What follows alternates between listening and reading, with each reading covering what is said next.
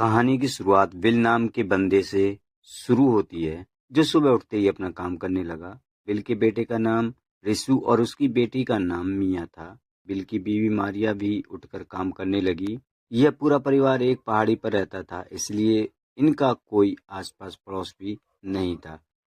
रिसु उठकर फूलों पर कवर चढ़ाने लगा, क्योंकि आज यहाँ स्प्रे किया जाना था। कवर लगते ही मारिया मशीन चलाती है और विल जमीन पर स्प्रे करने लग जाता है।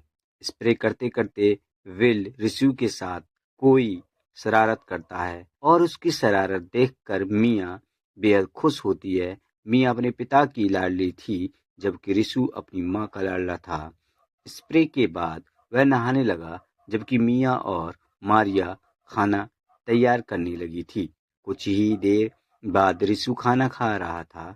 विल उसके पास बैठा उसे ही देख रहा था। रिसु जन्म से गूंगा बहरा था और उसका दिमाग भी ज्यादा विकसित नहीं हुआ था।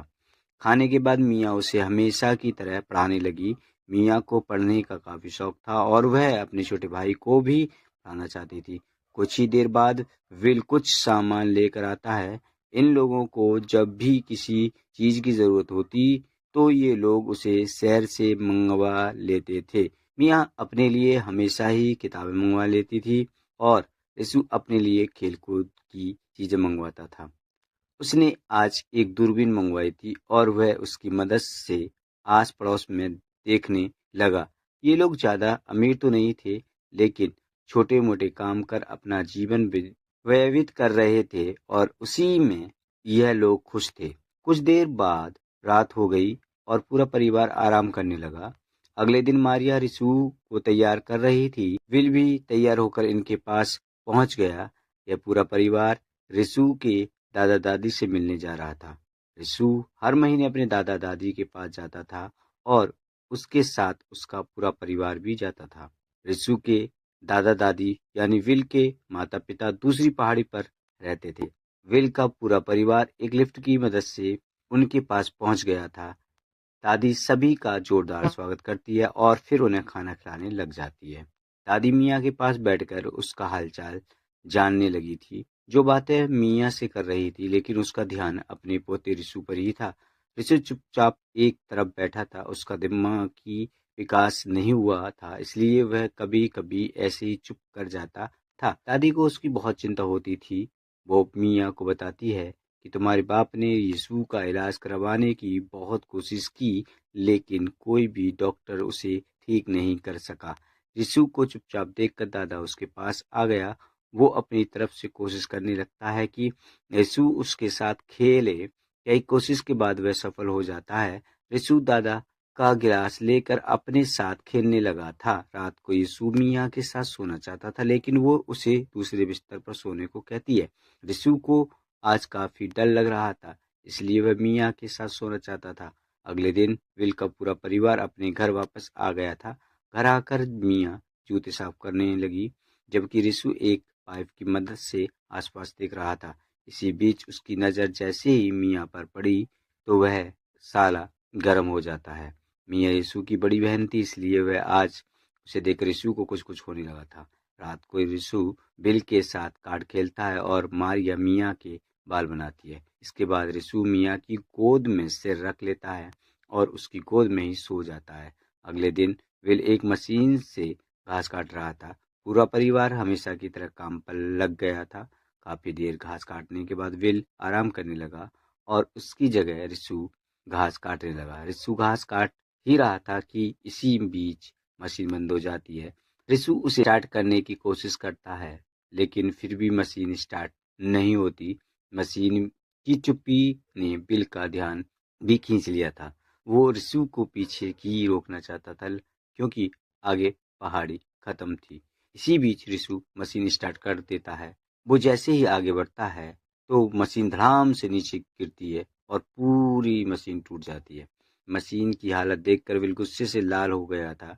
रिसु भी समझ गया था कि अब उसे बहुत मार पड़ने वाली, इसलिए वह डर कर वहां से भाग जाता है। कुछ देर बाद रात हो गई, लेकिन रिसु पूरी रात घर वापस नहीं आता। अगले दिन रिसु घर के पास ही पत्थर तोड़ने लगा था। पत्थर का शोर सुनकर बिल ने भी उसे देख लिया। रिसु जन्म से ही जिद्दी था और यह बात पूरा परिवार जानता था। पूरा परिवार जानता था कि रिसु अपनी मर्जी से भागा था और वह अपनी मर्जी से ही वापस आएगा। शाम को मियाँ रिसु के लिए खाना लेकर आती है और फिर खाना गर्म कर उसे खिलाती है। खाना खाने के बाद रिसु पहाड़ी पर ही सो जाता है। मियाँ उसके लिए गर्म कपड़े भी लेकर आती थी ताकि उसे ठंड से बचा सके। वो उसे गर्म कपड़ों में वो उसे गर्म कपड़ों से ढकती है और फिर उसी के पास बैठ जाती है। थोड़ी देर बाद काफी रात हो गई। ठंड से बचने के लिए मियाँ रिसु के पास चली जाती है। अगली सुबह जब दोनों भाई बहन जागते हैं तो वह समझ जाते हैं कि रात को उन्होंने एक दूसरे का पानी निकाला। दोनों कुछ नहीं बोलते बल्कि उठकर अपने अपने कपड़े पहनने लग जाते हैं। कुछ देर बाद मियाँ अपने माता पिता के साथ काम कर रही थी। यीशु अभी भी घर नहीं गया था और वह पूरा दिन घर से दूर ही रहता है। रात होते ही मियाँ फिर से उसके पास आती है और दोनों एक दूसरे का पानी निकाल कर सो जाते हैं। अगले दिन बारिश होने लगी थी। यीशु अभी भी बाहर था और इसी बीच उसकी नज़र किसी पर पड़ती है। यीशु को लगा कि मियाँ उसके पास आई है, इसलिए वह उसकी तरफ दौड़ता है, मगर यीशु ने जिसे देखा था वो मियाँ नहीं बल्कि उसका बाप बिल था। बिल उसे घर ले जाने आया था। बिल का प्यार देखकर यीशु उसके गले लग जाता है। जल्दी ही यीशु घर लौट आता है। वो फिर से शरारत करने लगता था और उसकी शरारतें देखकर मारिया बेहद खुश थी। मियाँ घर में किताबें पढ़ रही थी और इसी बीच यीशु उसके पास आता है। मियाँ जब उससे कोई बात नहीं करती तो यीशु गुस्से में आकर अपना बिस्तर तोड़ देता है।